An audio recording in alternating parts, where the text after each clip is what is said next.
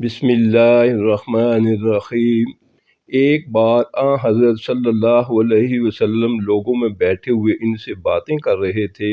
اتنے میں ایک دیہاتی آپ صلی اللہ علیہ وسلم کے پاس آیا اور پوچھنے لگا کہ قیامت کب آئے گی۔ آپ صلی اللہ علیہ وسلم اپنی گفتگو میں مصروف رہے۔ بعض لوگ جو مجلس میں تھے کہنے لگے، آپ صلی اللہ علیہ وسلم نے دیہاتی کی بات سنی لیکن پسند نہیں کی، اور بعض کہنے لگے کہ نہیں، بلکہ آپ نے اس کی بات سنی ہی نہیں۔ جب آپ صلی اللہ علیہ وسلم اپنی باتیں پوری کر چکے تو میں سمجھتا ہوں کہ آپ صلی اللہ علیہ وسلم نے یوں فرمایا، وہ قیامت کے بارے میں پوچھنے والا کہاں گیا؟ اس دیہاتی نے کہا، حضور میں موجود ہوں۔ آپ نے فرمایا کہ جب امانت ایمانداری دنیا سے اٹھ جائے تو قیامت قائم ہونے کا انتظار کر۔ اس نے کہا، ایمانداری اٹھنے کا کیا مطلب ہے؟